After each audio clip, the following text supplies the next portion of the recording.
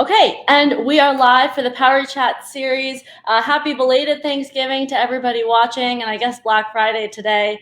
Today, with special guest, I have Doug Little for the Pro Mac Championships. Doug, how are you doing today? Good. How are you? Good. Thanks so much for coming on for the post show. So here we'll talk about how the tournament went and how you did. So let's just start off with how. Why don't you let everybody how you did at this end of year event?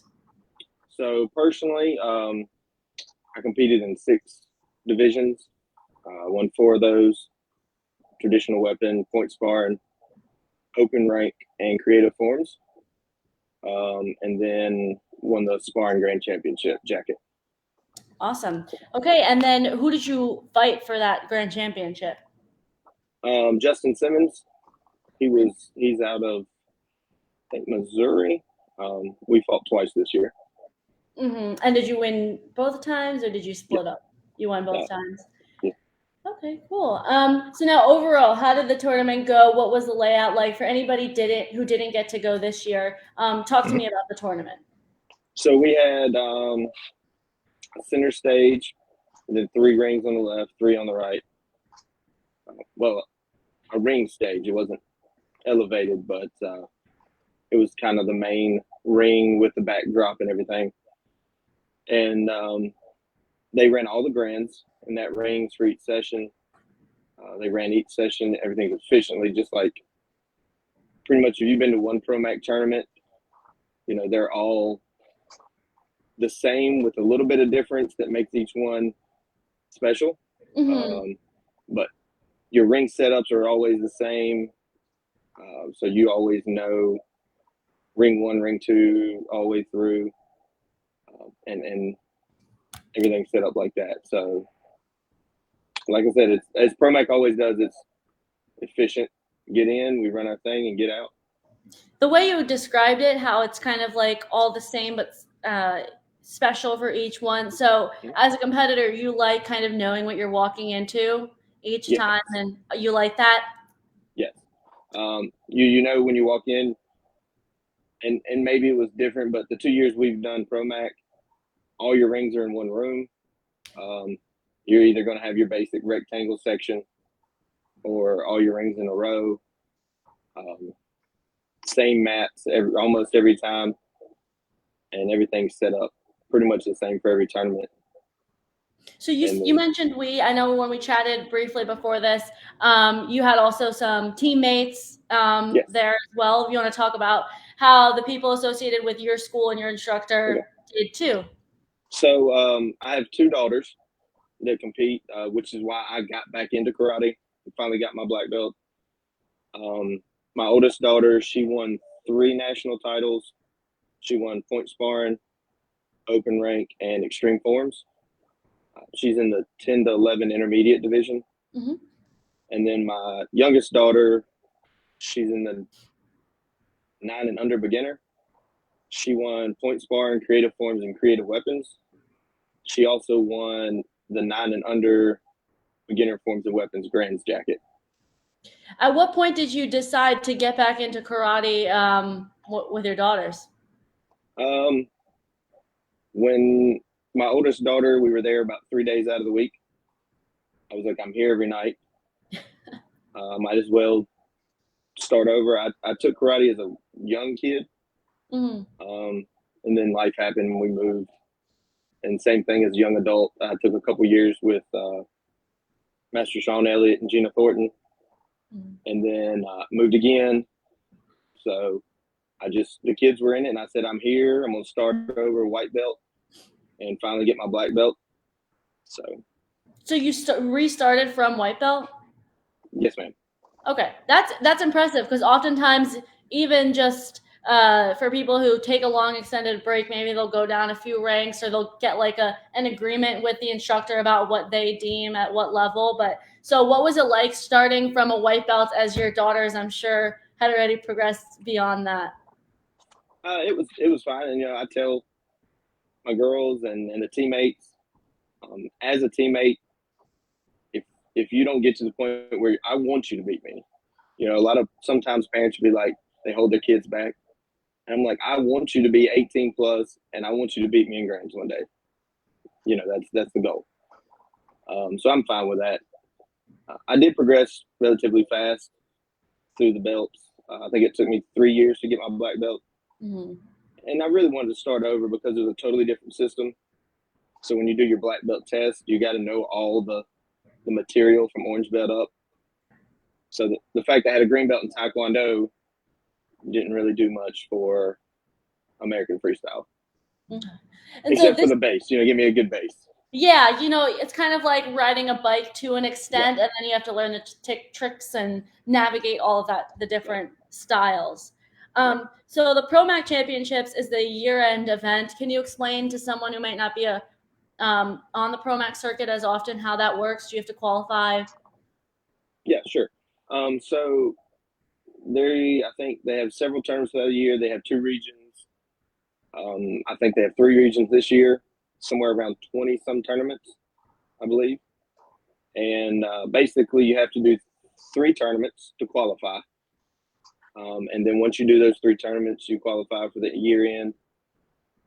They pull two seeds, first and second from each region are your seeds at the tournament. One thing I prefer is that there's no wild cards.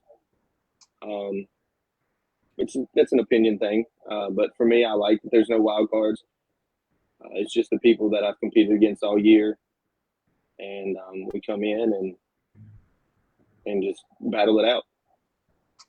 Okay. And so now you mentioned your daughter got a national championship this time around, right? One of them? Uh, Both of them got three national titles. Oh, so each of them got three?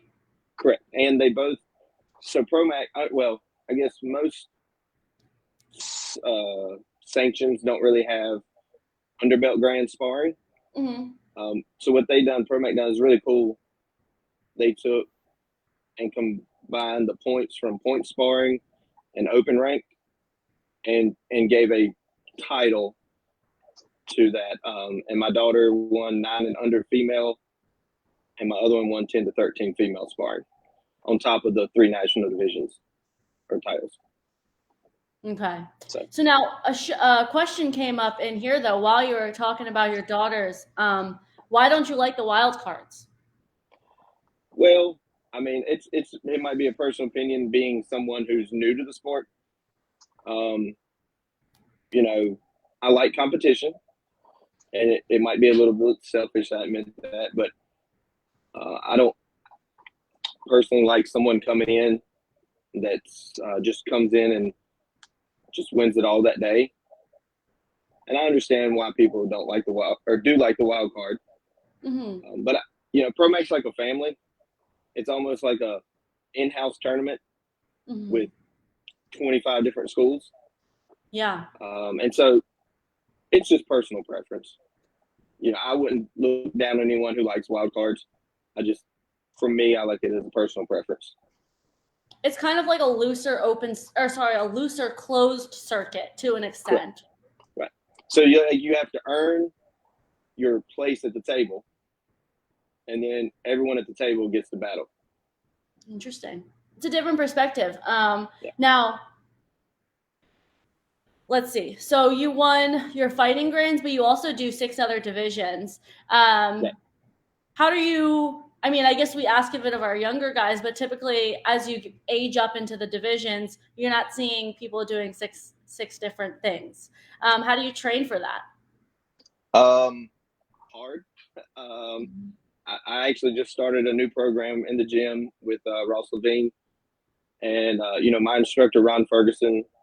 He's a 10-time world champion, so he's been through the ropes. He's been through the trenches, and I take his guidance with training and just going out and busting. And the thing is, in Pro Mac, the creative forms and creative weapons division is actually 18 plus. So for those two divisions, I'm competing against 18-year-olds. Mm-hmm. So that helps push. And usually at most tournaments, I'm up in 2 rings at 8:30.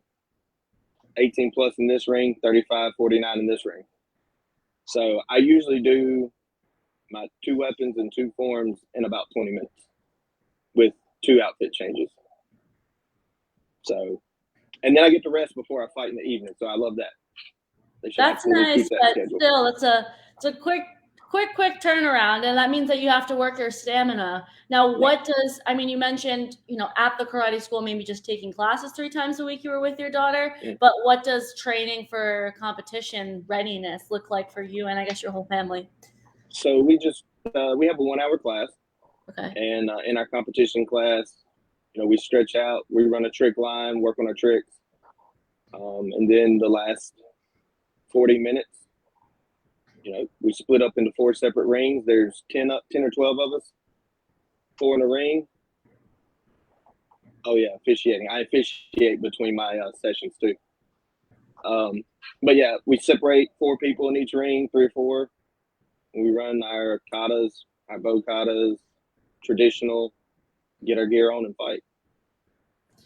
Now, you mentioned officiating, and that's something that's regularly brought up in interviews for ProMac, that you have to be qualified to be an official. But that's something that's kind of tossed around. Since I have someone who's an actual official and seems to be qualified, if you could just briefly say, like, how do you become a ProMac judge?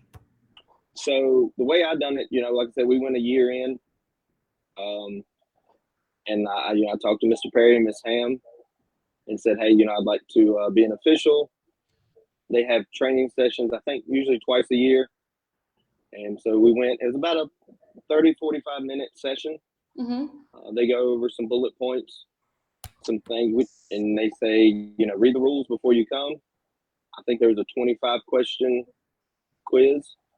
And, we go through a couple of things that may pop up as an official that they see a lot. But it's pretty much, you say, I want to be an official, go to the meeting, pass the test. Right. And, they don't just throw you, say, go. I've been with Charles Garrett in his ring a couple times. Tammy or Midden, I've been in her ring, and they don't just throw you out there. They say, hey, we're going to observe. We're going to put you with someone who's seasoned. And they have 3 ranks: level 1, level 2, and level 3. Level 3 officials always wear the red shirt, and you have to be an official at level 1 before you can go to level 2. Right. You got to have that experience. Okay. That reminds me of ATA, kind of. You need to have like the chevron. You need to have the rings. Right. So okay, all right. You'll never see like 3 level 1s in a ring. Yeah, that's really interesting to kind of get the breakdown, because it's always something that's touched on but never like talked about. Okay. Very cool. So now I guess my final question for this show is, we talked a lot about ProMac, but do you have any other tournaments coming up with you and your girls? So we actually have 16 tournaments next year. I think we got about 12 ProMacs we're going to hit, 4 or 5 NASCA. Okay, that's a lot to look forward to. Yeah. Especially after this holiday season or during it, you guys are going to have to stay tuned for it. All right. Yeah. Awesome. And then we were talking about teams. We had 10 people go. We qualified for 48 divisions, and the team won 37 out of 48. Wow, that's a great ratio. Yeah, I think 4 grands, and we had 4 of those point sparring underbelt grands. So. And can you clarify exactly what team? I see your T-shirt. Team FX. Team FX. We're out of Virginia. Like I said, Master Ron Ferguson, Sharon Ferguson. So that's for anyone that knows Mr. Ferguson, they know. If you don't look him up, he's I'd say he's one of the best out there. I mean, just from the statistics alone, numbers don't lie oftentimes. So. And I think he trained in NASCA or competed in NASCA in the 80s.